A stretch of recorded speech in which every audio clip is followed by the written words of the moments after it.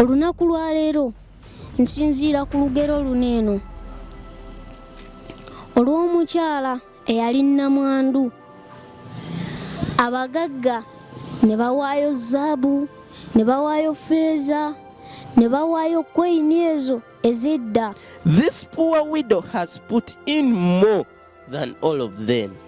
Okubanga owaddeyo peeni paketi 2, okubanga owaddeyo ennusu 15,000 ziyambe ku abo abaana. Kisinziira ku ggwe ku mutima gwo kiki ky'olowooza.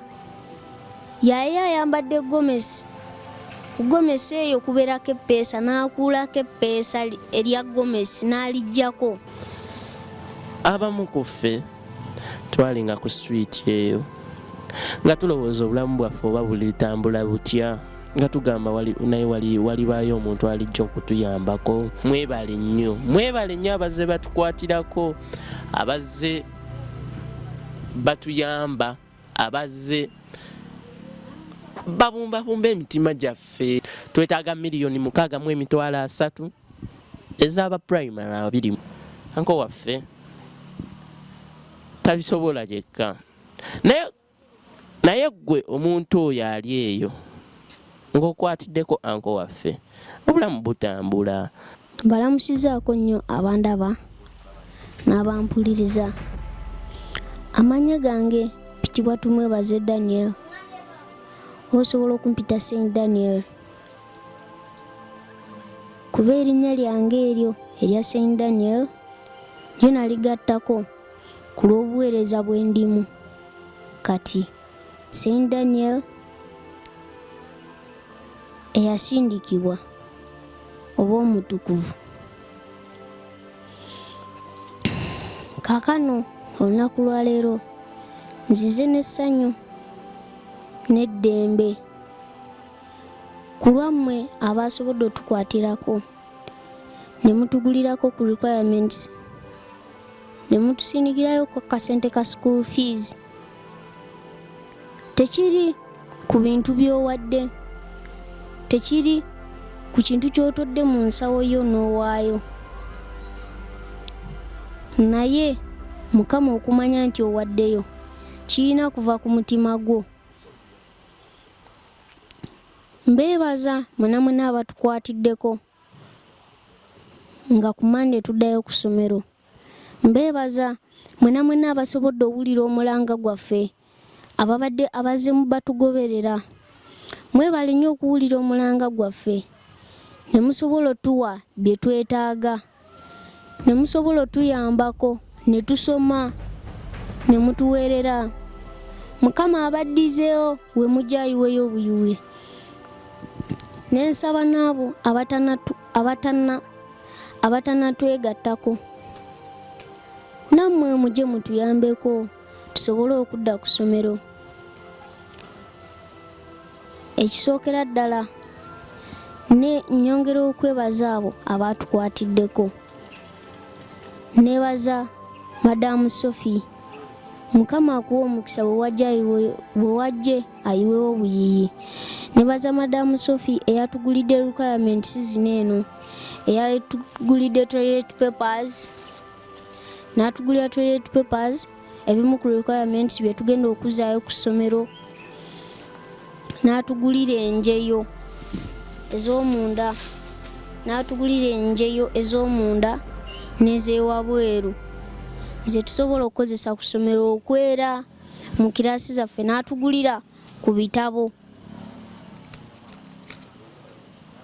n'atugulira dazini 4 ez'ebitabo, by'ebitabo 12.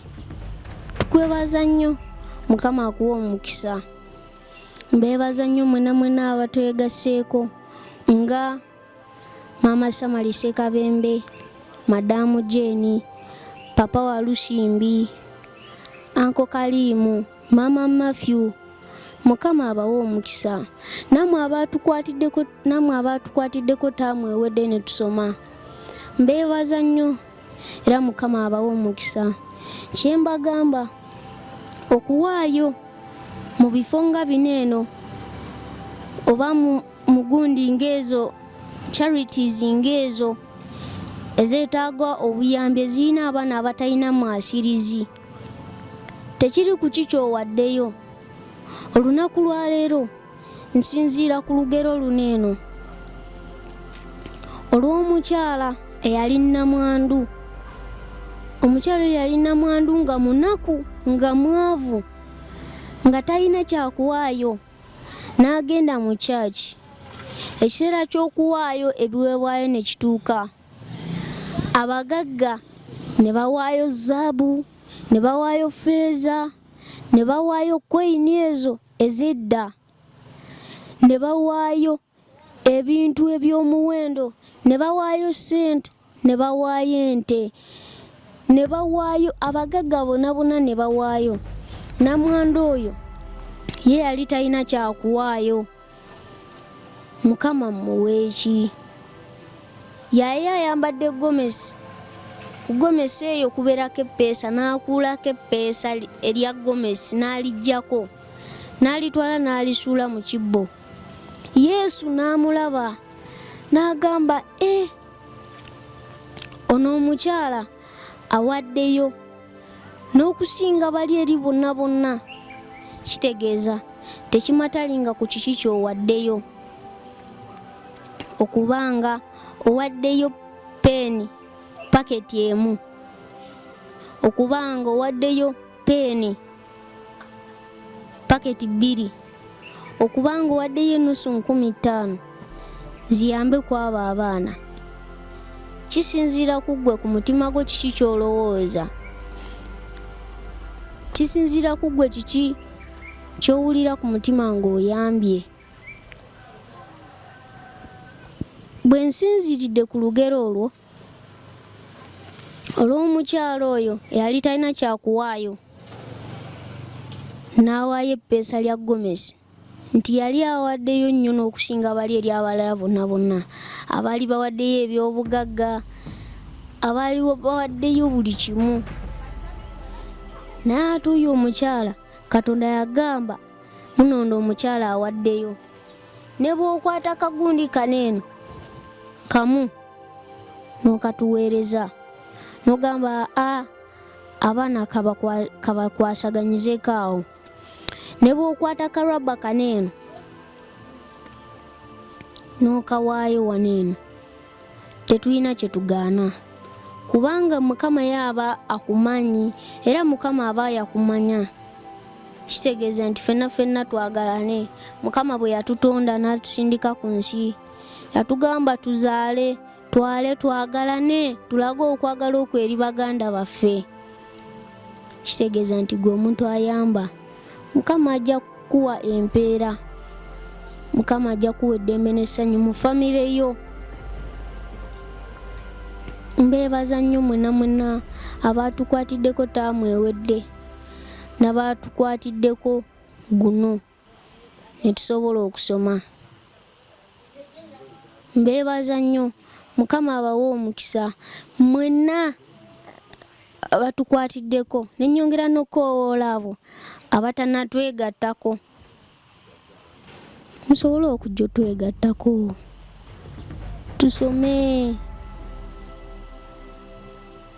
Okusoma kwe kuyita omwana ne bw'ogamba nti nze kankwatireko David, ngenda musomesa paka wanaamalayo emisomo gye, ngenda musomesa paka mu P7.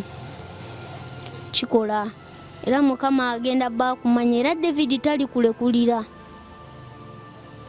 Kaakano kansoke mbayitire David ku kamera,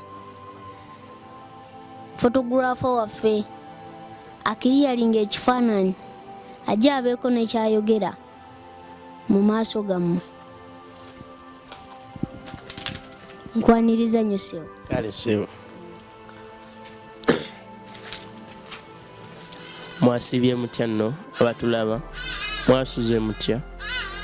Muli mutya? Muli bulungi? Obulamu butambula butya? Amanya gange yenze nabimanya David ku kamera. Ekindeese wano kintu kyamaanyi nnyo mu bulamu bwaffe, kintu kyamaanyi nnyo ku bulamu bwaffe abamu ku ffe twalinga ku street eyo nga tulowooza obulamu bwaffe oba bulitambula butya nga tugamba naye walibaayo omuntu alijja okutuyambako, walibaayo omuntu alikyuka n'atugamba bannange mujje muli baganda bange.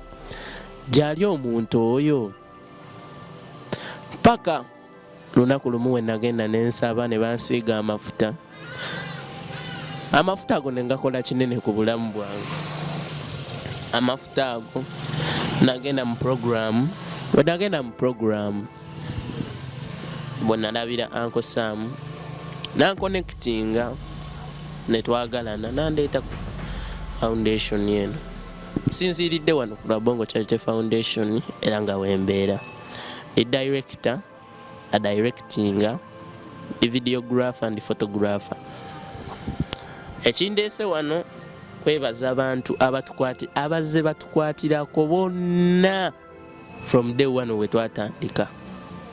From day one abasalawo ne bagamba wallahi tusazeewo katuyamba abaana b'eggwanga eno bonna tuze tubeebaza.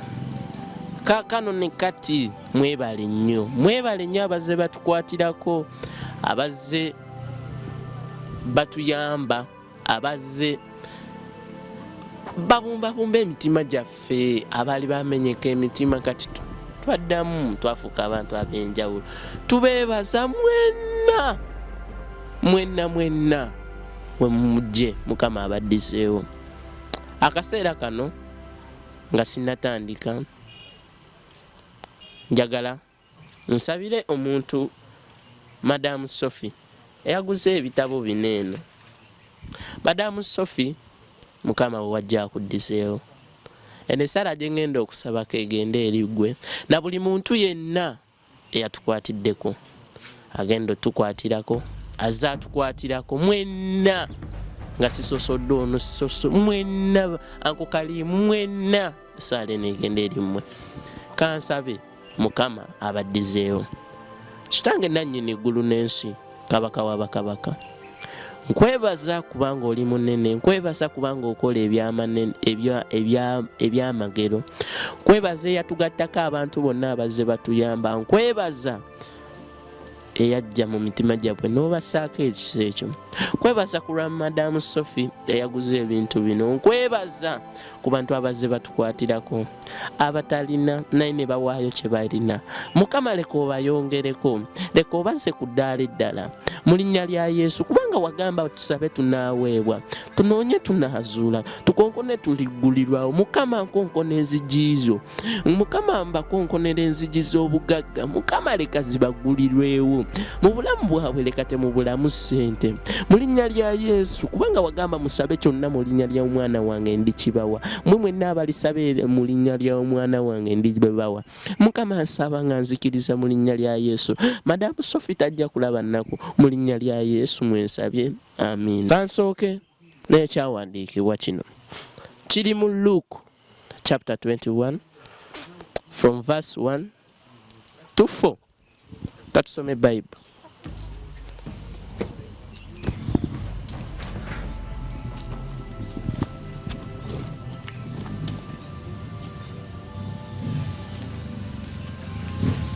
Egamba omutwe gwayo gugamba a widow's offering, okuwaayo kwa nnamwandu, ekiweebwayo kya nnamwandu. Egamba nti Jesus looked up and saw the rich putting their gifts into the offering box, and he saw a poor widow put in 2 small copper coins. And he said, truly, I tell you, this poor widow has put in more than all of them. For they all contributed out of their abundance, but she out of her poverty put in all she had to live on. Yesu yagamba nti luno olugero lugamba nti Yesu yalaba abagagga nga bateeka ebirabo byabwe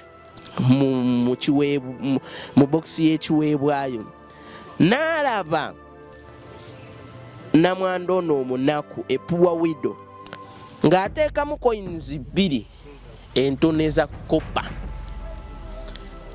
n'agamba nti kituufu ddala mbagamba nti ono namwando omunaku ataddeyo kinene nnyo n'okusinga abantu abalala kyonna kye bawaddeyo ataddeyo kinene nnyo n'okusinga omuntu yenna oba ataddeyo oba otaddeyo zaabu oba otaddeyo silver coins mmeka namwando ono yateeka just 2 small copper coins n'agamba nti mbagamba awaddeyo n'okusinga abantu abo bonna kubanga bo n'ayongerako n'agamba kubanga bo bawaddeyo okusinziira ku busobozi bwabwe ku kingi kye balina bawaddeyo ekyo ekitono ku kingi kye balina because of their abundance ku kingi ekyo kye balina naye ono namwando omunaku awaddeyo kyonna ekigenze ekibadde kigenda omuyambako okulivinga obulamu yali asigazaamu silver coins 2 n'aziwaayo awo Katonda n'amublessinga n'agamba wallahi ono omukazi awaddeyo kinene nnyo ku bantu abalala kye bawaddeyo n'agamba ono awaddeyo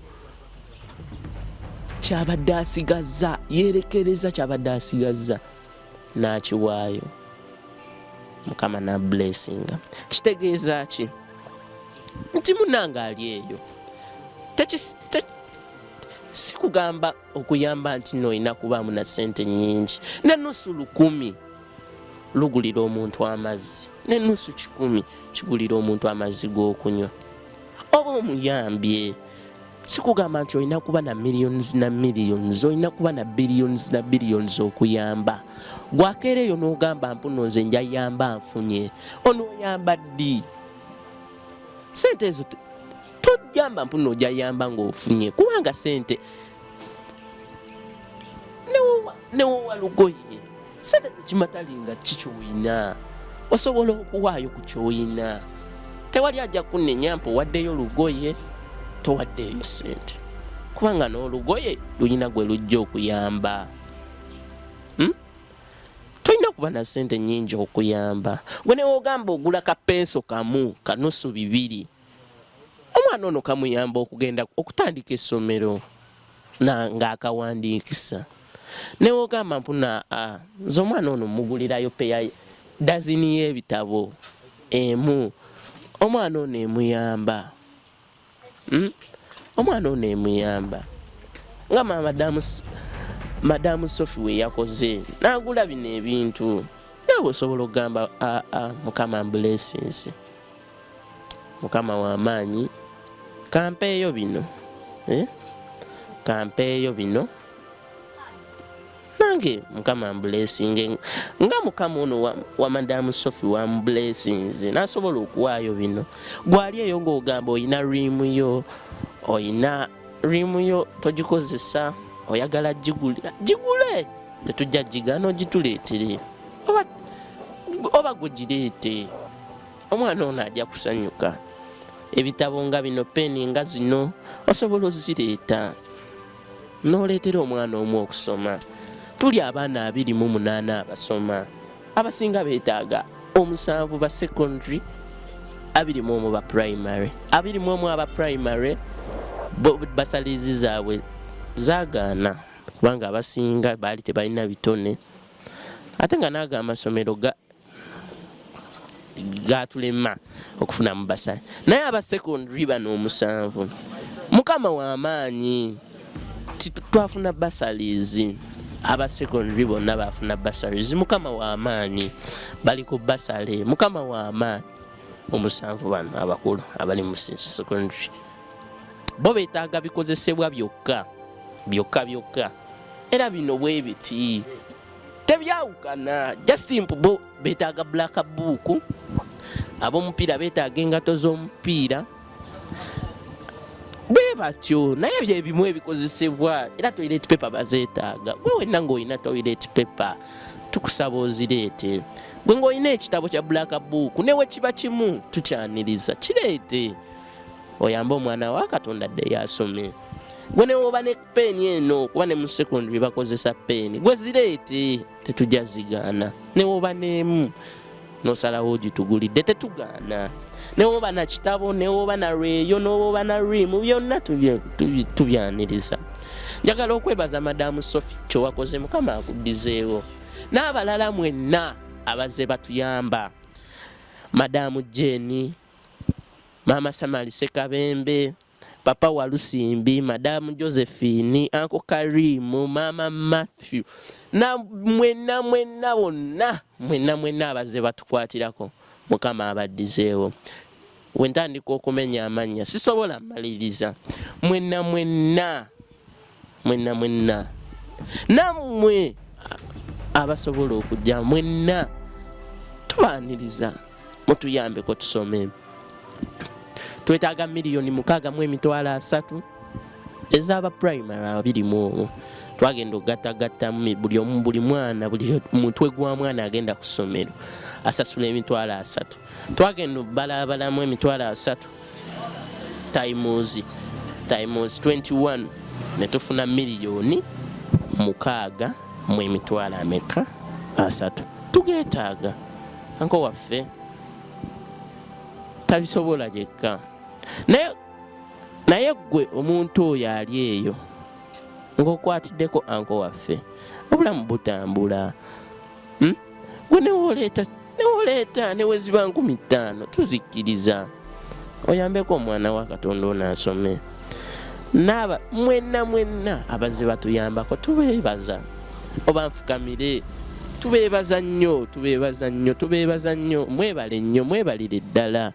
mwebalire ddala abazze batuyambako mwebale nze nali sirina ssuubi nga naakajja wano nga sirina ssuubi anko wange nampumbabumba nagamba David osobola David nkulabamu ekyamaanyi David osobola kwe kutuuka wano nga sirina kyenkoze sirina kyenziruse tubeebaza mwenna osobola oleeta ebintu bwe biti tetubigaana noyamba omwana w'omuntu noyamba omwana wa Katonda noyamba omwana wo kwa Mukama agamba ffenna tuli ba Luganda Bayibuli weetugamba yagala neibawo nga gwe weeyagala kitegeeza ffenna tuli ba Luganda tewali ayawukana ku munne ffenna tuli ba Luganda tewali ayawukana ku mugendo ffenna tuli ba mugendo gumu era ffenna tuli bumu mu Katonda tuli ba Luganda mu Katonda kitegeeza osobola okujja noyamba omwana wo noyamba muganda wo